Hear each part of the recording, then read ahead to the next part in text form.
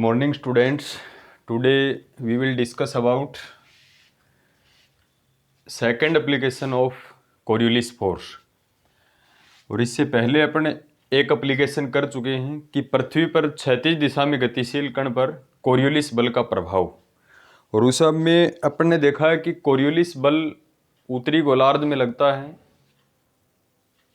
अपने गति के दाहिनी ओर, और वही कोरियोलिस फोर्स दक्षिणी गोलार्ध में अपनी गति के बाईं ओर लगता है। इसलिए अपन देखते हैं कि जैसे उसके कोई इंसिडेंट देखें, जैसे चक्रवात की बात करें तो उत्तरी गोलार्ध में आने वाला चक्रवात है वो दाहिनी ओर रोटेट करता है, साइक्लोन्स जो होते हैं। और दक्षिणी गोलार्ध में जो साइक्लोन्स आते हैं वो अपने उनके जो रोटेशन होते हैं वो बाईं ओर विस्थापित होते हैं। तो अपन बात करें सेकंड एप्लीकेशन, उसका नाम है पृथ्वी पर ऊर्ध्वाधर नीचे की ओर गिरते पिंड पर कोरियोलिस बल का प्रभाव। ऊपर से नीचे की ओर कोई पिंड गिरता है तो कोरियोलिस बल का क्या प्रभाव पड़ता है उस पार्टिकल के ऊपर, यानी effect of Coriolis force on A bodies falling vertically on earth, यानी पृथ्वी पर ऊर्ध्वाधर नीचे की ओर गिरते पिंड पर कोरियोलिस बल का प्रभाव। तो अपन बात करें जैसे XYZ कंपोनेंट है अपने पास, इस प्रकार से अपने पास कोई XYZ कंपोनेंट है, ये X होता है, ये अपन Y मानते हैं और ये Z मानते हैं। ये होते हैं I कैप की डायरेक्शन, ये है J कैप डायरेक्शन और Z डायरेक्शन में यूनिट वेक्टर है K कैप डायरेक्शन। तो पार्टिकल ऊपर से नीचे की तरफ गिरता है। तो अपन मान लें कि माना m द्रव्यमान का एक कण पृथ्वी पर ऊर्ध्वाधर h ऊंचाई से नीचे की ओर गिरता है, यानी कोई भी पार्टिकल है और वो पृथ्वी जो सरफेस है उससे h ऊंचाई से ऊपर से नीचे की तरफ गिरता है। एक अपनी एप्लीकेशन है नीचे से ऊपर की ओर फेंकना, वो थर्ड एप्लीकेशन है अपन इसका डिस्कस करें। तो अपन पढ़ रहे हैं कि ऊपर से नीचे पार्टिकल आता है तो उस पार्टिकल की वेलोसिटी कैसे लिखोगे। वेलोसिटी को v ने लिख के यहाँ अपन जानते हैं v' से शो करते हैं, लेकिन v' जो होगा वो किस प्रकार से होगा। ऊपर से नीचे पार्टिकल गिरता है या नीचे से ऊपर पार्टिकल जाता है तो पार्टिकल करता है गुरुत्वाकर्षण बल के अधीन गति। तो गुरुत्वाकर्षण बल का रोल है तो वेलोसिटी निकलेगी गति के फर्स्ट नियम से, v = u + at से। तो अपन बात करें कि माना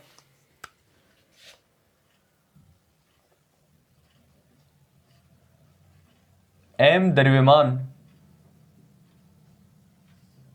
का एक कण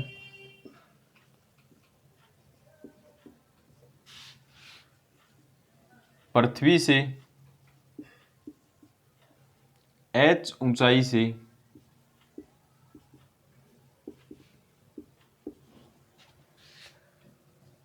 ऊर्ध्वाधर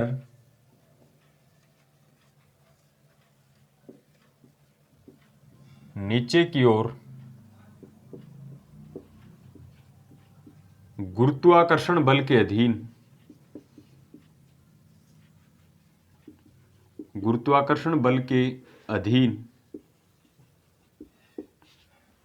गति करता है।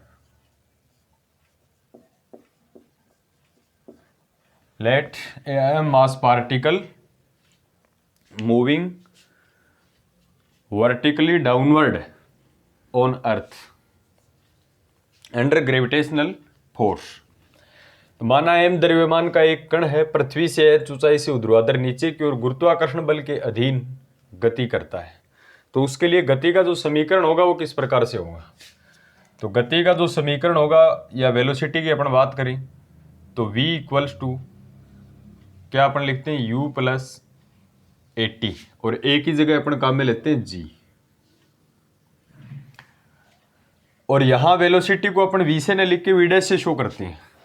और अपने को पता है कि पार्टिकल ऊपर से नीचे गिरवाते हैं तो अपन इसकी इनिशियल वेलोसिटी प्रारंभिक वेग 0 होता है, यानी पार्टिकल को ऊपर से नीचे गिराते समय किसी भी प्रकार का वेग नहीं दिया जाता। लेकिन आपको ध्यान रखना है कि नीचे से ऊपर पार्टिकल जाएगा तो उसको वेग दिया जाता है, तो वहां पर इनिशियल वेलोसिटी 0 नहीं होगी। तो यहां ऊपर से नीचे गिराएंगे तो कोई भी वेलोसिटी न दे तो ऑटोमेटिक पार्टिकल नीचे की तरफ आएगा। पृथ्वी का जो ग्रेविटेशनल फोर्स है, गुरुत्वाकर्षण बल जी, वो उसको अपनी ओर आकर्षित करेगा। तो यहां पर u की वैल्यू 0 होगी, तो v dash equals to G T, और पार्टिकल ऊपर से नीचे आता है तो किस डायरेक्शन में है, ये के कैप डायरेक्शन रहेगी, ऊपर की ओर नीचे की ओर आता है पार्टिकल तो माइनस के कैप, तो यूनिट वेक्टर होगा माइनस के कैप, या इसको अपन लिखें तो माइनस जी टी के कैप। ये माइनस यहां पर यहां लिख दें, इसको दे दें इक्वेशन फर्स्ट। कोरियोलिस फोर्स अपने को निकालना है, तो कोरियोलिस फोर्स होता है F C equals to minus 2m omega cross V dash, तो एक ओमेगा की जरूरत पड़ेगी अपने को, एंड ओमेगा इक्वल्स टू क्या होता है, ओमेगा कोस लेमडा जे कैप डैश और प्लस ओमेगा साइन लेमडा के कैप डैश। ये कहाँ होता है, ये होता है लेमडा अक्षांश बिंदु के ऊपर। ओमेगा इक्वल्स टू क्या होता है, ओमेगा कोस लेमडा जे कैप डैश और प्लस ओमेगा साइन लेमडा के कैप डैश। तो अब अपन कोरियोलिस फोर्स की बात करें, ये अपने को ध्यान रखना है एक ओमेगा की वैल्यू किस प्रकार से आई, कल डिस्कस किया था इसके बारे में अपन ने।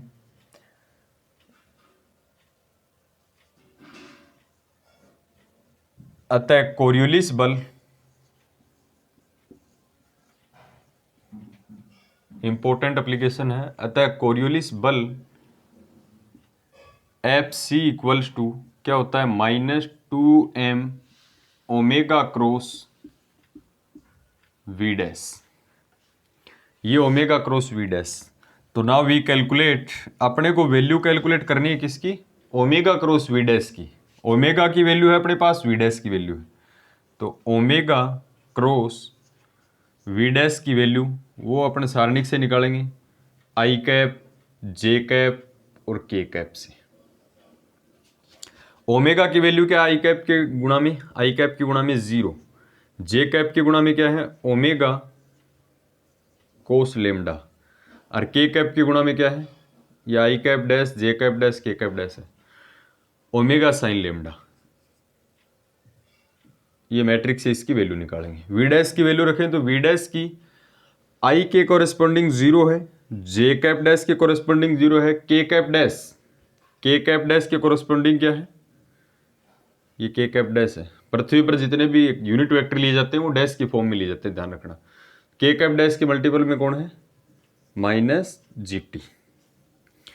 तो इस मैट्रिक्स को आपको सोल्व करना है, और इसको सोल्व करेंगे तो यहां से ओमेगा क्रॉस वी डैश जो है वो क्या आएगा, देखो सबसे पहले आई कैप डैश के मल्टीपल में क्या आएगा, ये कॉलम और ये रो छुपाएं तो इसको इससे मल्टीप्लाई करें तो ओमेगा कोस लेमडा और जीटी है ये, तो ये माइनस जीटी, फिर माइनस इसको इसके साथ मल्टीप्लाई करें तो 0, फिर आपको जे कैप डैश के मल्टीपल में लेना है तो प्लस जे कैप डैश के मल्टीपल में क्या आएगा, सॉरी प्लस माइनस और प्लस, तो ये माइनस मल्टीपल कैसे होगा, इस कॉलम को छिपाएं इस रो को छिपाएं, तो इसको इसके साथ मल्टीप्लाई करें तो 0, माइनस इसको इसके साथ मल्टीप्लाई करें तो भी 0, और प्लस के कैप डैश के मल्टीप्लाई में क्या आएगा, के कैप डैश इस कॉलम को छिपाएं इस रो को छिपाएं, तो इसको इसके साथ करें तो 0 और इसको इसके साथ करें तो भी 0, तो 0 माइनस 0। तो कहने का मतलब ओमेगा क्रॉस वी डैश की जो वैल्यू आई है वो किस प्रकार से आई है अपने पास,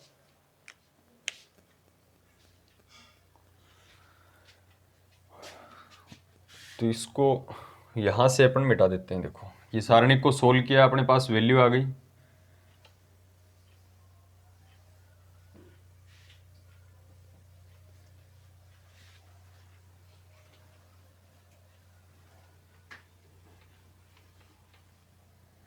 अब अपने पास ओमेगा क्रॉस वी डैश की वैल्यू आ गई, तो इससे अपन कोरियोलिस फोर्स निकाल सकते हैं।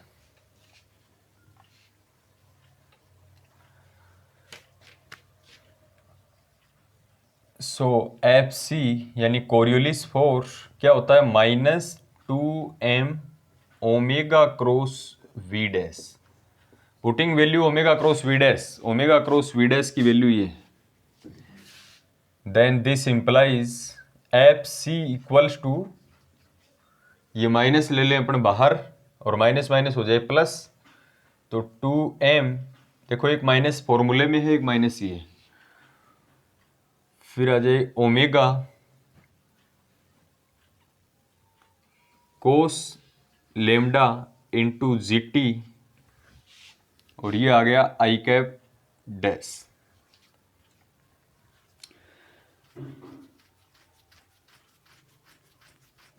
या फिर थोड़ा सा इसको अपन तरीके से लिखें,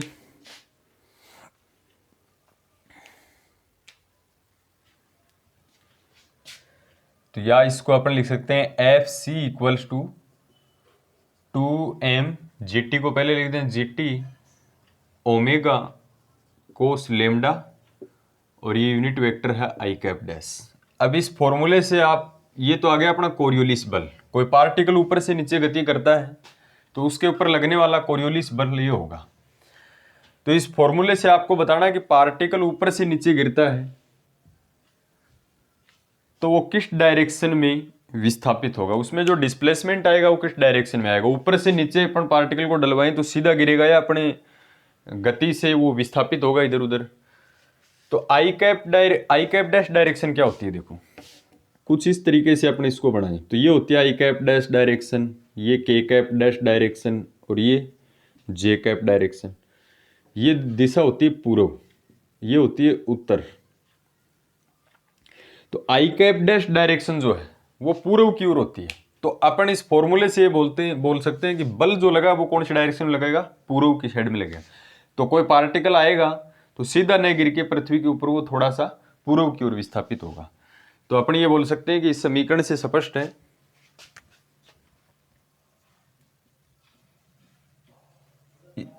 इस समीकरण से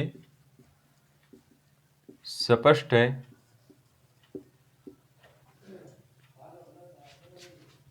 कि ऊर्ध्वाधर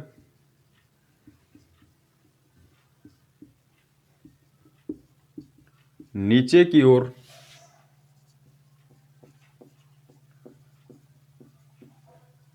गिरता पिंड किसके कारण, कोरियोलिस बल के कारण, कोरियोलिस बल के कारण पूर्व की ओर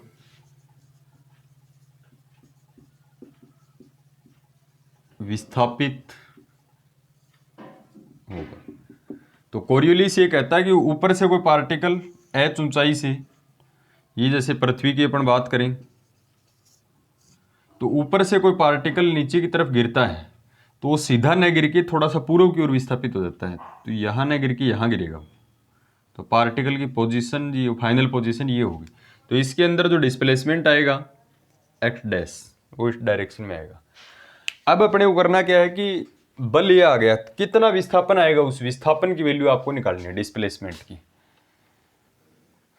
जब अपने पास बल आ जाता है तो अपन विस्थापन निकाल सकते हैं, वेलोसिटी निकाल सकते हैं, एक्सीलरेशन निकाल सकते हैं। तो ध्यान रखना आपको, पार्टिकल ऊपर से नीचे गिरेगा तो पार्टिकल में जो विस्थापन डिस्प्लेसमेंट होगा वो किस साइड में आएगा, पूर्व की ओर आएगा।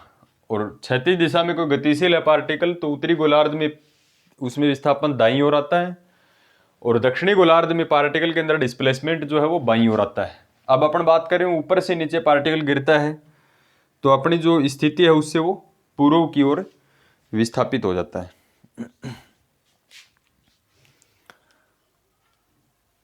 अब देखो कोरियोलिस बल आ गया, इसको अपन देते हैं समीकरण नंबर 3। तो समीकरण 3 से,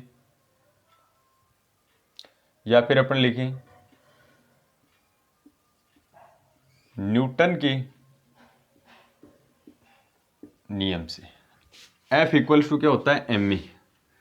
न्यूटन का नियम क्या होता है, F equal to M A क्या है एक्सिलरेशन, तो m विस्थापन यदि x डैश है ये, तो त्वरण को क्या लिखते हैं, इसमें दो बार अवकलन, इसका दो बार डिफरेंशिएशन, तो d2 x dash upon dt square. तो f को अपन क्या लिखते हैं, m d2 x dash upon dt square, क्योंकि f इक्वल्स टू m में m एज इट इज, और a एक्सेलरेशन क्या होता है, वेग में परिवर्तन की दर, और वेग क्या होता है, विस्थापन में परिवर्तन की दर। तो यानी विस्थापन का आप दो बार अवकलन करोगे तो एक्सेलरेशन आएगा, और विस्थापन अपने पास क्या है, x डैश। पृथ्वी पर जो भी निर्देश तंत्र है वो डैश की फॉर्म में माने जाते हैं।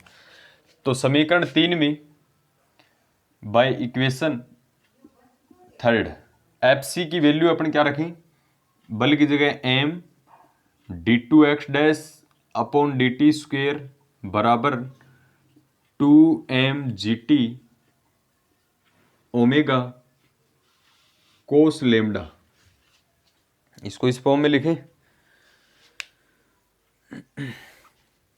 यूनिट वेक्टर लिखने की अपने को जरूरत नहीं है, तो m से m कैंसिल होगा,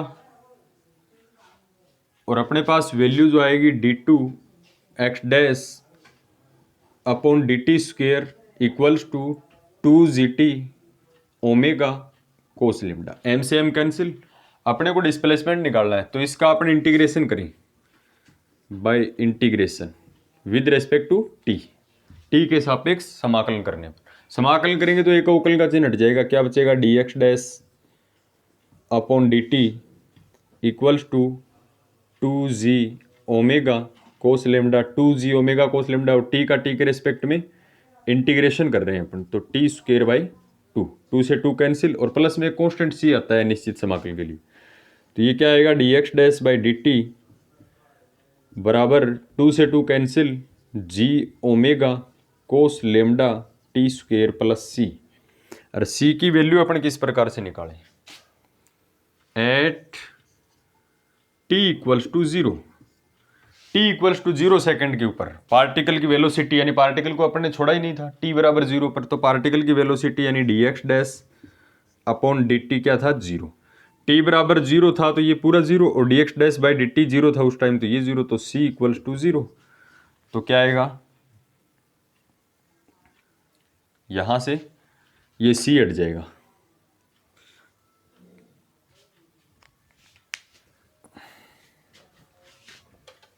काफी इंपॉर्टेंट एप्लीकेशन है कोरियोलिस बल का, और कई बार एग्जाम में ये पूछी जा चुकी है।